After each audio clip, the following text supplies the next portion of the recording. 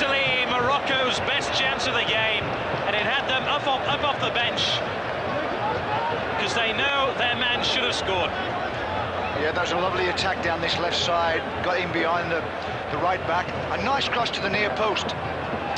He gets it stuck under his feet somehow. When he tries to strike, the ball is still under his body. He can't get it out of his feet to get a good strike in. I just wonder whether the other Moroccan forward would have been given offside. Well, academic now, it's still 1-0 to Cameroon, but that was certainly a scare for the indomitable Lions. The space here, Ragib, he's found half a yard. He's in past Onana, and an opening here. Oh, great chance! Great save, though, by Joseph Antoine Bell. Well, that was a super attack by the Moroccans. They got in behind the left back there, down that right wing, and a nice cross, low into the box. Virtually stepped over as he came into the box, letting it run to the far post. The goalkeeper did a super save, I've got to say that. He hasn't been in the game much, Bell, and he got out there and spread himself and stopped the ball going in the net. And we can look at it again. Here they go down this right wing, you see. The ball comes in low, the forward and defender goes for it, let it run to the back post, watch the keeper come and spread himself, kept the ball out of the net.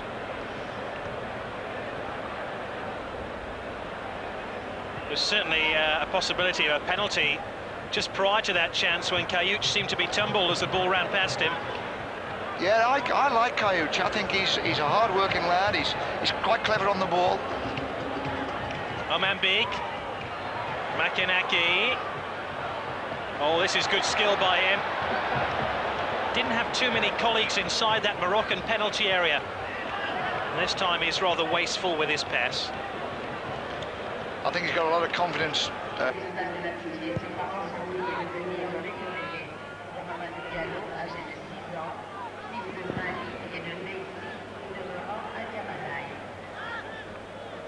Of course, a lot of players that we'll see in this African Nations Cup will be looking to win contracts in Europe on their performances here. Oh, you can bet your bottom dollar, Gary, that there'll be a lot of agents and a lot of scouts from all over Europe at this tournament, as there was in...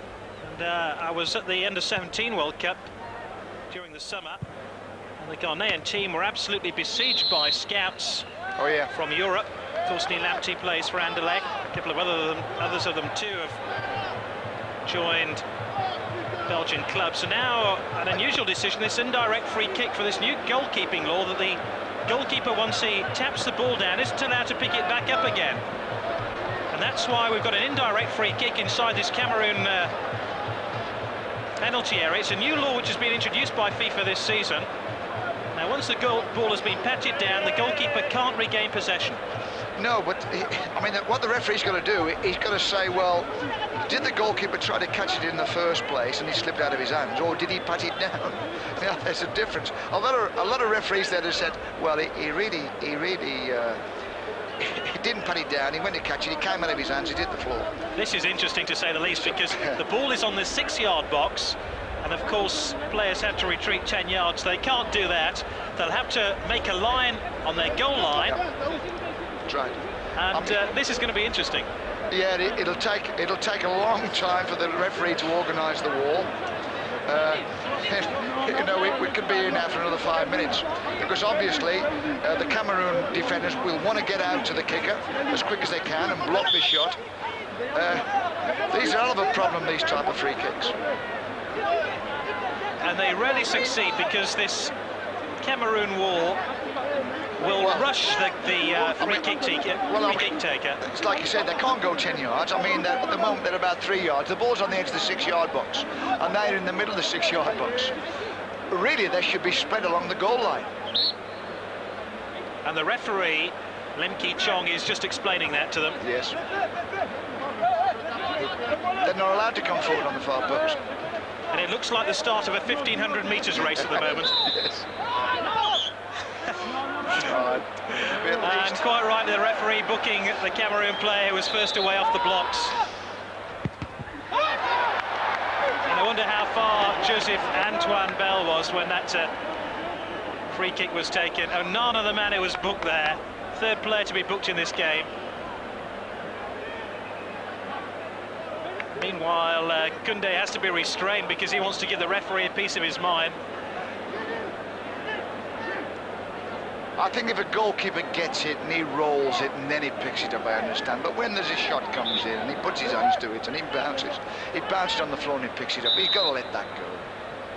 Well, the referee, perhaps under the gaze of one or two officials. Officials, should I say. I've got to say this, the referee's the right thing. The referee's having a decent game. You know, he's aware of the play acting, and he's not when somebody goes down injured, he's not always getting the trainer on. Up to that moment, I thought he's having quite a good game.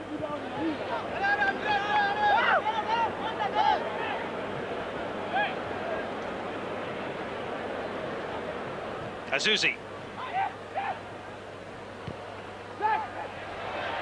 Oh, Bell's in all sorts of problems here. Makinaki might just get him out of those. Wasn't the best of back passes either. To Tatao, and he's scrabbling for the ball again. And all Cameroon's self-composure seems to have disappeared. There's no doubt about it, this second half. The Moroccans have found that little bit of extra, and they're putting more pressure on the Cameroon defence, and they look a little bit vulnerable. For a goal to come back into the match. Tatao. Babu. Plenty of men forward on this break, looking for Mefede. There's a trip there on Boyoub. Boudabala.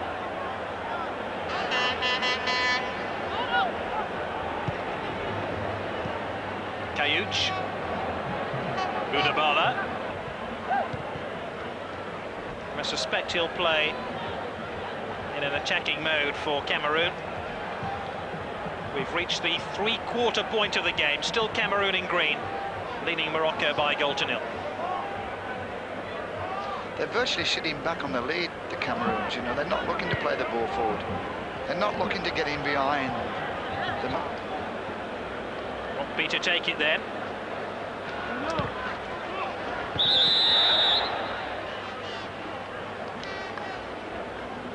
What a good corner as well. He whipped in on that near post.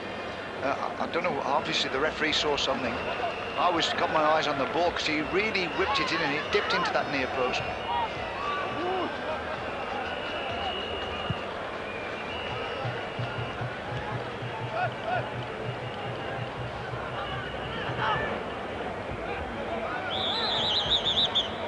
Kayuch.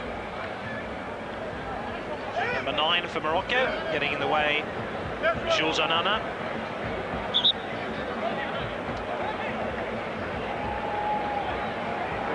With 10 minutes to go of this game, Cameroon still with that solitary goal scored by Kanabiek. It was a good pass by Rockby to the far side. Rockby! Made a name for himself there. Well, every now and again they look as though they can get in, the Moroccans. They look as though they can get players wide and then they can get the ball across the face of the goal like this one. You tend to, I tend to want to go and stand out there with them and say, come on, push forward. You can do these, you can get an equaliser. Cameroon now know they're very, very close to the opening victory. Oh, you can bet they're getting signals from the bench, letting them know how long to go.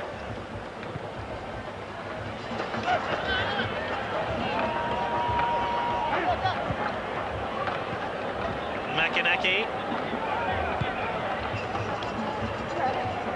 14 is Tatao.